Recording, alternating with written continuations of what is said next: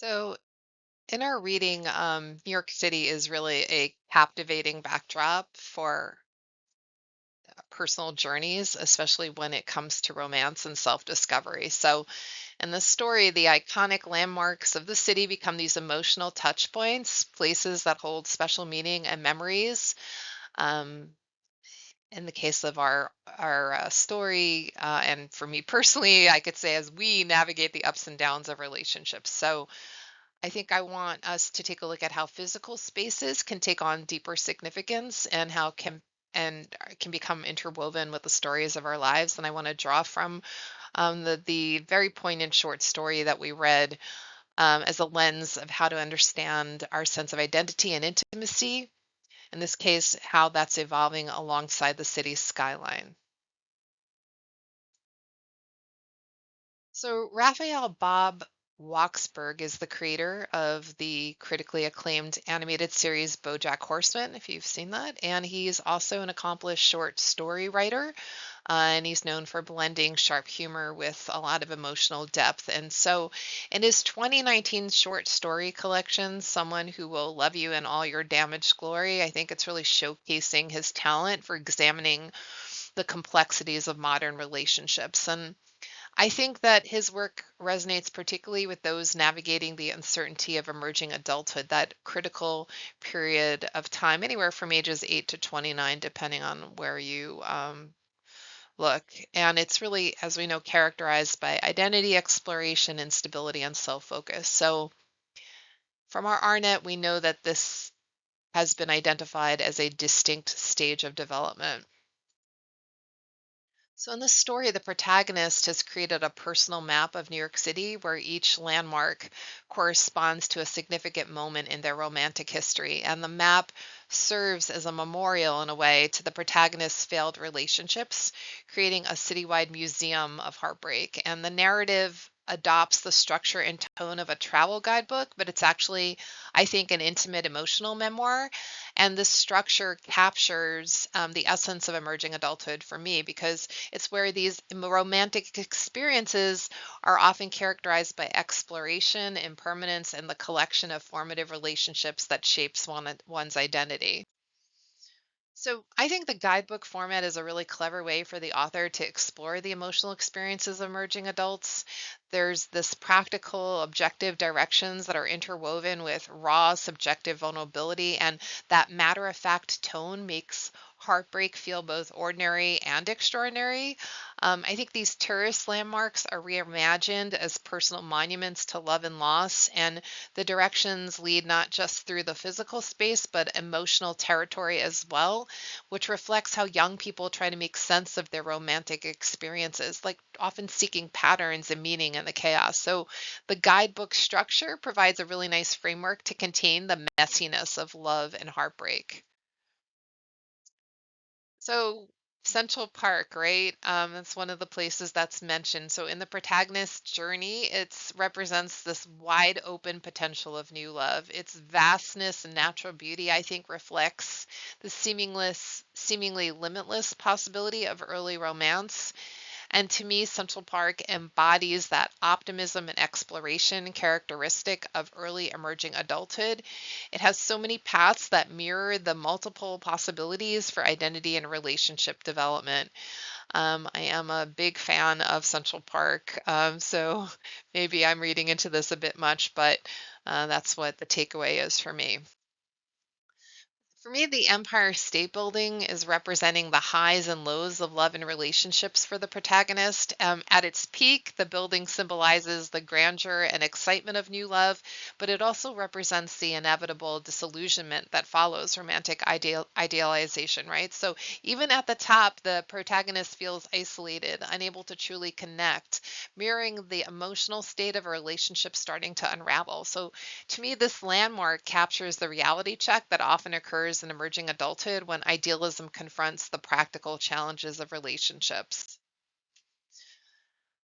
The Brooklyn Bridge, another iconic landmark, I think is so important. I mean, we've got this structure that was built in the 1800s, and it's a steel suspension bridge connecting Manhattan and Brooklyn, right? So When we look at this from the eyes of, or through the lens of the protagonist, our protagonist is recalling a pivotal breakup conversation that took place during a walk across the bridge. So, to me, the bridge becomes a powerful metaphor for the transition and span between togetherness and separation. And it represents the in between nature of relationships during emerging adulthood, neither fully committed nor completely detached, suspended, if you will, between possibilities. And the bridge's symbolic weight captures the threshold experiences and transitions that define this developmental period of emerging adulthood.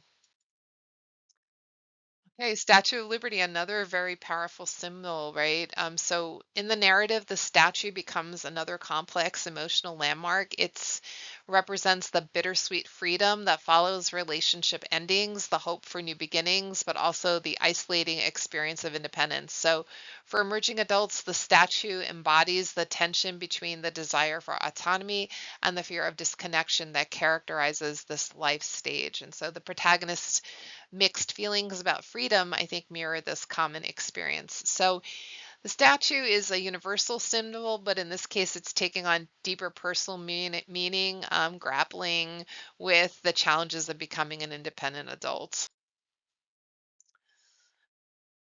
So Times Square, I think, represents that disorienting nature of public celebration and private pain. The protagonist is recalling a New Year's Eve with a partner, and it's reflecting on the performative aspects of relationships during emerging adulthood when social experiences often clash with personal reality. So I think the Grand Central Terminal becomes the setting for missed connections and final goodbyes, and it symbolizes the timing misalignments common in emerging adult relationships when partners are often at different stages of development. So both locations to me capture the chaos and transience of emerging adulthood, places where thousands pass through daily, much like the temporary relationships that often can characterize this developmental period. So I think the narrative voice in this book blends that practical guidebook style prose with raw emotional vulnerability, as I've mentioned. And I think the author's contrasting mundane directions like take the A train to with devastating emotional revelations, which creates a powerful tonal juxtaposition, and the narrator's dry, sardonic humor serves as both entertainment for the reader and an emotional shield, creating breathing room around painful memories. So the narrator's self aware yet still processing voice captures the quote unquote in between, I think, quality of emerging adulthood that reflects the high self reflection but still developing emotional regulation that is characteristic of this life stage. To me too, the story explores how physical spaces become like repositories for our emotional experiences, especially during our formative years. And so, as emerging adults, the places we inhabit can serve as an external anchor for our still developing sense of identity. I think the density and anonymity and landmarks of urban environments like New York City can shape at least romantic relationships and experiences. And I think that the constant renewal of the city mirrors the common turnover in relationships during this stage of life. So to me, the story universalizes private pain by mapping it onto public recognizable locations, suggesting that seemingly individual experiences are actually collective when viewed through shared landmarks. I love that again as a native New Yorker, I love that New York serves as I see this as a serving as like as an emotional archive in the story. Again, with each landmark representing the protagonist's romantic history, and the city holds memories that might otherwise fade given physical form to the protagonist's emotional experiences. And I think the narrative approach resonates with emerging adult readers who are mapping their own emotional experiences onto the physical world. The guide, quote unquote, right, is really for the protagonists themselves, a way of making sense of the past and integrating it into a coherent narrative. And I think as readers, we're invited to consider our own emotional landmarks and how places become those repositories for meaningful experiences, especially during emerging adulthood. So, as we know, emerging adulthood it can be a very tumultuous time with rapid relationship changes that can take an emotional toll. In this case, our protagonist is experiencing heightened periods of sadness, anxiety, and emotional exhaustion due to this instability. Ending relationships during this formative period can lead to identity confusion and an extended search for self outside of partnerships. And despite living in a dense city, having many relationships, the protagonist still feels a profound sense of isolation and transient connection. So, the act of creating the guide itself serves as a coping mechanism, if you will, allowing, I think, the protagonist, and we don't know how fictionalized this is or not, but the protagonist to process past pain, if it's more autobiographical, right? And to impose order on chaos and narrate their journey toward healing and self understanding.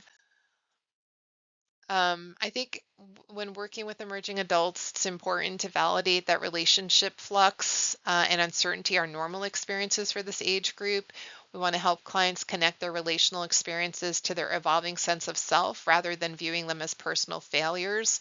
We want to guide clients through the grief and loss associated with relationship endings, even if the relationships were short term.